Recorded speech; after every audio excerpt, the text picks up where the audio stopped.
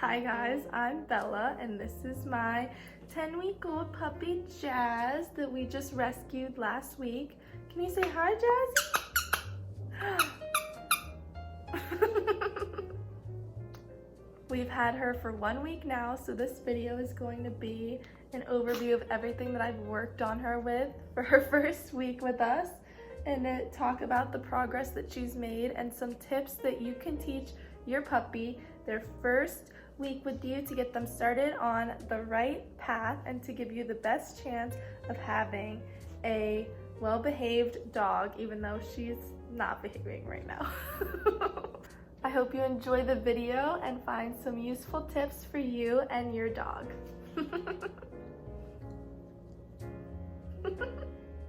So Jazz is sleeping right now. Puppies sleep a lot, but we adopted Jazz exactly 1 week ago. We adopted her Saturday, April 18th. And so they drove her and all the litter mates. There's actually 40 dogs being adopted last weekend from this rescue group, and she was in a van for 12 hours with all of them, so it was probably very stressful. And then when we picked her up, we had to drive her another 4 hours back to here. So that was a long trip for her, but she did really well in the car. When she got home, she was definitely a little bit fearful, but I think since she rode on my lap for the 4 hours from where we picked her up to back to my house, she was already getting comfortable with me, and then we slowly had to get her more comfortable with my parents that also live in the house. So I just want to talk about how the first week has been and what you can expect if you're getting a new puppy. So the first 24 hours, it was really fun. I was so happy. I've wanted a dog for so long. I had a dog for 13 years and then she passed away 4 years ago when I started college, and now that I'm done with college, I was able to have time to raise one, so that's why I adopted one now. But honestly, the first 24 hours was really hard. She peed every 5 minutes, and even if I was sitting on the floor with her playing, I'd see her get up, and as soon as I got up to get her outside, she had already peed like 1 second, even if I was watching her in the house on our floor. It was really frustrating. And then I'd take her outside to go potty and she would just want to play in the grass for so long, and then finally she'd go potty, and then even after she just peed, she would come right back inside and pee on the floor in here. So that was definitely getting frustrating. And then when I put her in the crate overnight, she cried for a while, and then she got tired and went to sleep. But then I woke up 4 times throughout the night to take her out because she was crying, and then after I took her outside, I'd put her right back in the crate and then she'd cry again. So I really didn't sleep, and she still had an accident in the crate even when I took her out that many times in one night. So I was exhausted from getting no sleep. I was frustrated. I felt like I had done all this research to get a puppy and none of it was working, and like how you should properly potty train them and socialize them, and felt like none of it was clicking with her. But honestly, even though it's a lot of hard work, it is so worth it. And I'm gonna tell you the progress that Jazz has made in her first week with us, and it is actually more than I expected it would be. And so obviously not every dog is the same, but hopefully you can learn from what I've done with her. So first I'll talk about potty training, because honestly when I first got her, that was the most stressful part the first day. She had so many accidents in the house, probably 5 or 6, and I was just getting very frustrated. I didn't think any of the potty training was getting through to her, that she's supposed to go outside, and then she kept peeing inside. That was the first day, and then when I'd take her outside, she just wanted to play all the time. The second day, she had 3 accidents, so it was fewer. And when she went potty outside in the grass, I'd say, "Good Jazz," or "Good potty," and gave her a treat. And then if I caught her peeing in the house, like while she's peeing, then I would say, "No," or "Hey," not like yelling at her, but just in a stern voice, and usually got her to stop. And then I'd quickly pick her up, take her outside, put her in the grass, and then she'd finish going pee out there, and then I'd say good girl and reward her. But it's definitely important, even if you're getting frustrated, to remember to not punish your puppy for accidents. That'd be like punishing a baby for peeing in a diaper. They just don't know yet where they're supposed to go to the bathroom. If puppies pee in the house, it's not their fault, it's yours, because you weren't watching them close enough.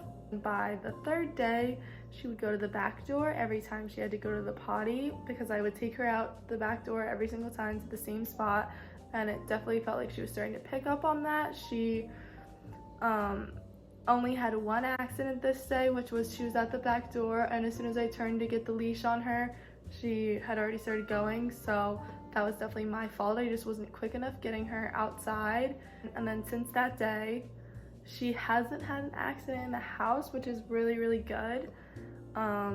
She still goes to the bathroom once an hour, or even maybe every half hour, or even more often than that if she just drank a bunch of water. Like if we take her outside to play and then she gets super thirsty, then she'll have to go to the bathroom more frequently. But it's definitely a huge step that she's able to tell us to take her out when she has to go to the bathroom. So as long as someone's here, she's fine.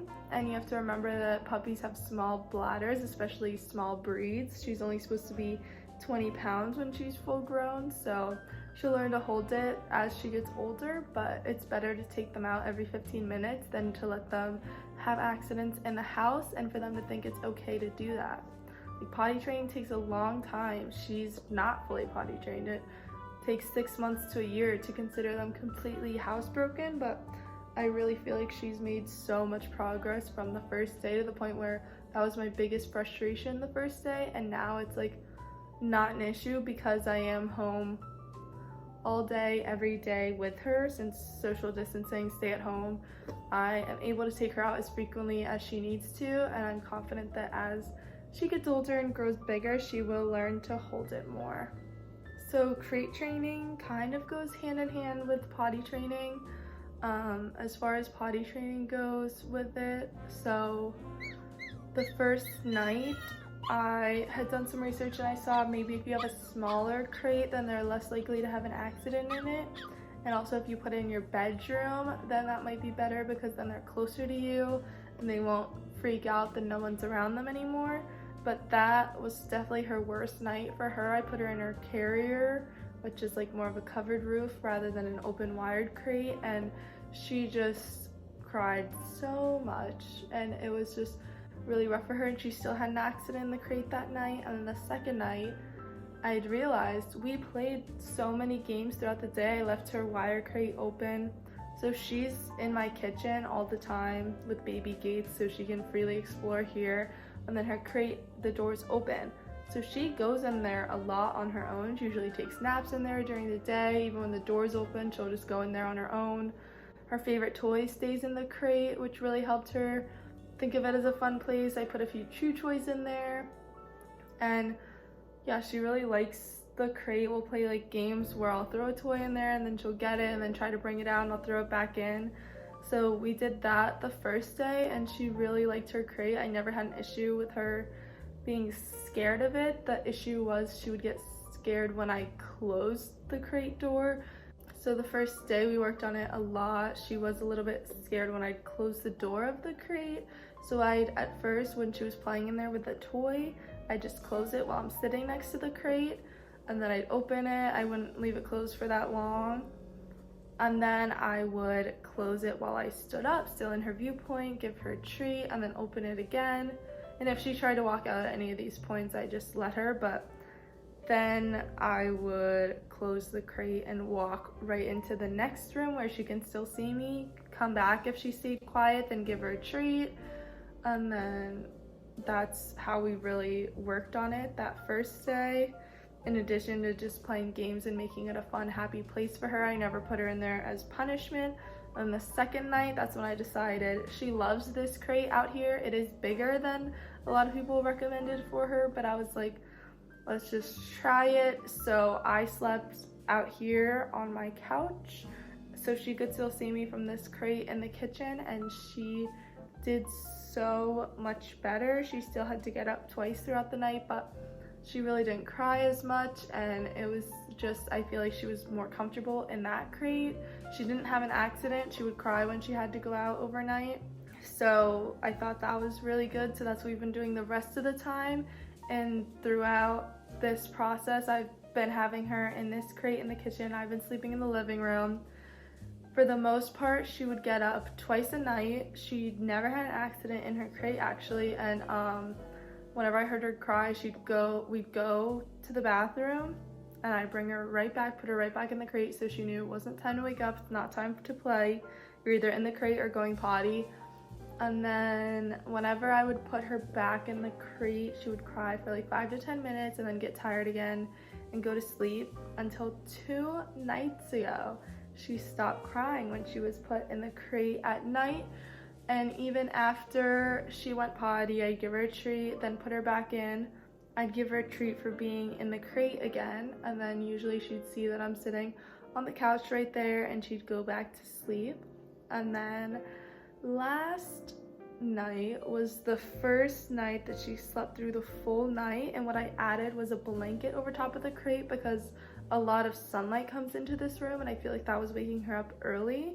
So even though she couldn't see me, which I was nervous about, I put a blanket over the crate, and she slept through the whole night for her first time. And then considering the first night she woke up every 2 hours to go potty and cried a lot. And then last night she slept through for 8 hours and didn't wake up at all. That was amazing. She didn't cry at all. So next I'll talk about socialization, which I feel like hi Jazzy, which I feel like is a really important video because so many people are adopting dogs right now with social distancing, and they have time to watch them, but then because of social distancing, it's really hard to socialize them. I would normally have her in a puppy class, inviting a bunch of people over to meet her, inviting dogs over to meet her, but can't do that right now. So I'm gonna make a whole separate video on this, but now for the main points that you should do the first week, or that we did the first week at least. So this is actually one of them that I can show you right now. I also have a clip from earlier this week, but handling is a huge thing that you have to get them used to. You never want to like force your dog to let you play with their paws, because then they'll have a negative association with it. You want it all to be good things. That's the thing. The main thing about socialization is to give them as many new good experiences as possible, because especially with her, in addition to handling, you can also take them to different rooms in your house, because right now her puppy playpen or play den, whatever you want to call it, is our kitchen. She's in here with baby gates while we're potty training her. She doesn't have full run of our house yet. She's definitely not prepared for that. I also don't want her to get into stuff while she's not being watched by us. So this is like a safe room for her to be in. So taking her to another room in the house is like a whole new experience for her. She doesn't realize, oh, this is also my house. She's like, oh, this is a brand new place. And so definitely, if you're gonna do this, make sure they go to the bathroom right beforehand, because then you don't want them to be sniffing around a new room. And like when she's in this room, she knows to go to the back door to go potty, but in a new room, she's like, where do I go to the bathroom? And then this hasn't happened to us yet, but then you don't want them to start peeing in the carpet on that room or something. So after they go potty, you can bring them to a new room, bring treats, bring some of their toys so it's familiar, and just let them sniff around, look around, explore, and make sure it's a good experience for them. And that's a good way to get them used to new environments instead of being in the same room 24/7. But definitely supervise them. I kept her on a leash because there are some power cords on the floor, stuff like that, that I just didn't want her to get into. So definitely strictly supervise, even keep them on a leash. But yeah, that's what we did. We brought her to our basement. I've also brought her to my bedroom and the bathroom, where I gave her a bath. Also socialize them with other people in your household. Like I said, she was most comfortable with me to start, and then I would go work out for an hour downstairs. My mom would watch her, so she slowly got more comfortable with her. So since she can't be socialized with people outside of our household right now, it's definitely important to get her to spend time with people in the same household, especially since now I can be with her 24/7, but that's not always going to be the case. When people start working again or going back to classes, dogs are going to have to realize that you can't be with them 24/7 or else they'll have severe separation anxiety. So even during social distancing, it's important to let them have a little bit of time with other family members in the household or by themselves, just so that they do learn that it's okay to be on their own for a little bit. So I also took her to the pet store. She needed a few things. I wore a mask and I was socially distanced from people, but just her going to, even getting to experience the car and then going to a new place, new smells, people and animals in the background, and she surprisingly had a great time. She really liked the pet store. She even picked out one of her favorite new toys there. And yeah, she really liked it. She was fearful if someone got a little bit close to her, then she freaked out a little bit. But I just fed her treats by my feet because I was carrying all of her supplies. I couldn't pick her up at the time, so I just threw down some treats at my feet and then she was fine. And I think that the pet store helped her because it was another good experience in a new place, and she probably prefers to be social distance from people right now because she's slowly getting used to it. I think it's important, if you have a fearful puppy like her, you don't just want to give her to strangers to hold because then she'll freak out. So you have to first teach her that people are no big deal. People come and go, they walk by, they don't necessarily have to bother you, they're just passing by. And I feel like that actually has helped so much. Going to the trail by my house, it's connected to a park and ways to drive there, so she also is getting used to traveling in her carrier in the car. I'm giving her treats to show that it's good. And then whenever we get there, she's not at the stage where she can go for a walk on the trail yet because when big dogs bark it still scares her. But I think I have clips of each of these stages maybe, but the first day at the trail we would just sit at the park and people walking by, she would start running in the opposite direction, but I started to put treats by me for her, so then she would stay by me. She had to be like, a lot of times she would try to jump on my lap or get me to pick her up if I was standing. So I would sit down and she'd be on my lap eating treats and saw people in the distance, and she was fine. Like, she slowly got more and more used to it as we sat there longer and people just kept passing by. A few dogs passed by. So then to get her off my lap, I would slowly put treats out farther and farther in front of me. And she did pretty well as people and dogs, like, first when they were like super far away, she slowly got used to it. And then even when they were like 6 to 10 feet away, she wasn't scared. She wasn't on my lap. She was still eating treats like off the grass and was good with it. We even walked for like not like a few feet on the trail, like a few steps, once I saw that like no big dogs were near us, and she really liked it. I could see us taking more walks soon as she gets a little bit less scared of big dogs. But like I said, I don't want to push her. If you have bad socialization experiences, then that could turn a fearful dog into an aggressive one that starts biting. She's never bit anyone yet. She just gets scared and comes to me. But I really want her to learn to be friendly with people, so that's the goal, to have great socialization experiences, and she really has liked it every time I've taken her to the trail this week, which was maybe 3 or 4 times, I think. And then finally walking around my neighborhood. This has also changed a lot in the week. The first few days she did not want to go for a walk at all. She just wanted to stay home. Whenever I would throw treats or hold treats out in front of her and try to get her to come along the walk with me, and she did, but she was definitely very resistant, definitely wasn't enjoying it. And then as soon as I'd say, okay, let's go home, then she'd turn around and sprint home. So she definitely was not enjoying it.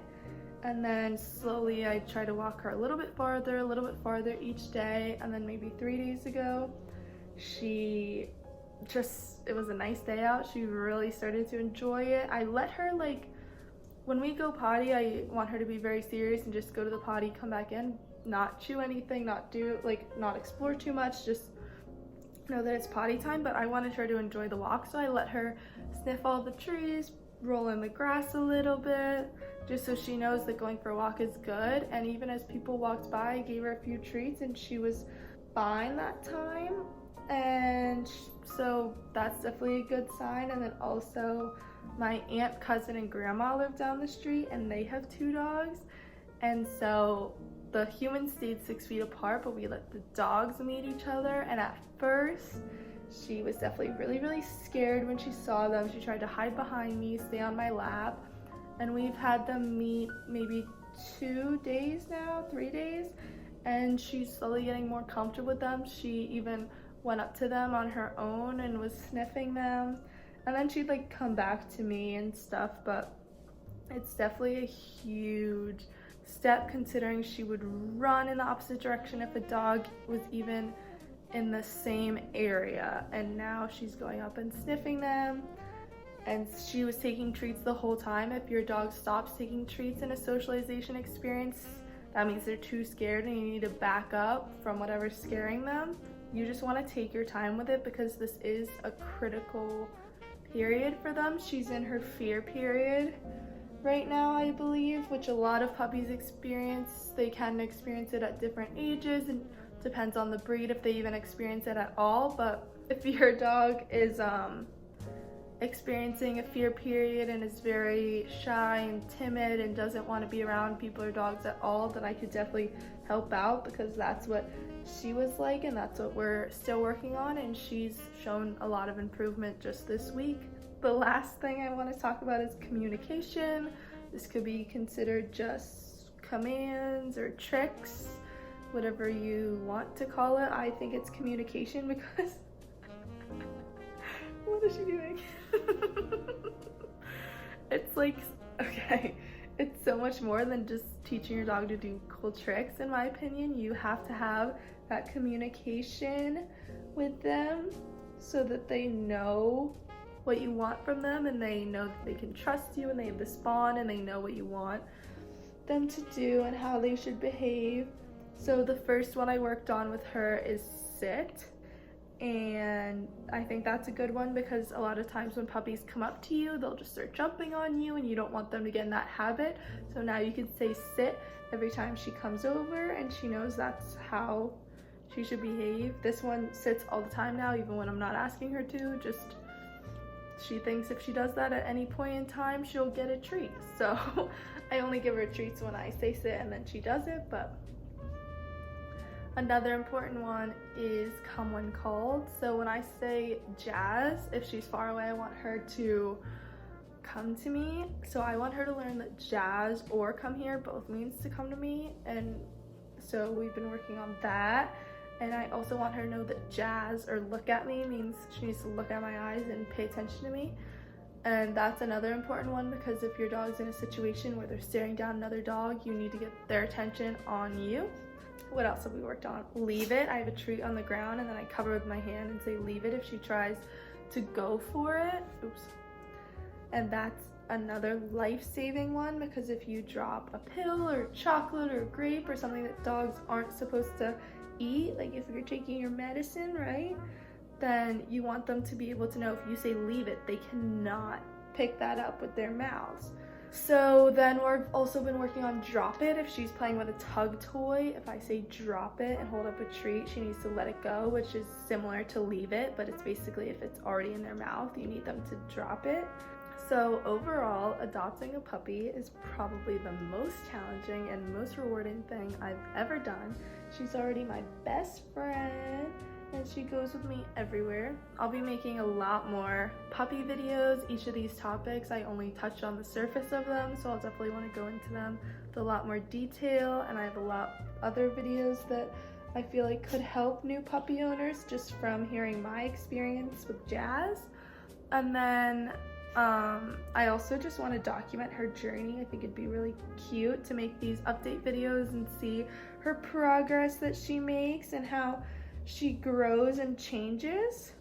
So before you get a dog, definitely do your research. I have a bachelor's degree in animal science, and I've taken lots of puppy behavior classes, well, specifically small animal behavior, which is dogs, cats, birds, stuff like that, but I've definitely focused a lot on puppies. And I'm going to vet school in August since I'm pursuing a career in small animal medicine so that I can be a vet for dogs and cats. And even I watched hours and hours of YouTube videos on puppy training before I got her. I'll link some of my favorites to watch down below that helped me the most with her, but I think it's important to remember everything that I did with her is not necessarily going to work for your dog. Every dog has a different personality, different way that they learn, and just like every trainer out there, you probably won't agree with 100% of what they say, but I think it's important to remember that you are your puppy's best advocate and you know what's best for your dog. So take into account all the research, listen to what has worked for other people, and then decide what you think is best for your specific puppy. She napped this whole video and now she's waking up, so I think it's time that she needs to go play, right? Alright, well thanks for watching this video. Good luck with your new puppy. Say bye, Jazzy.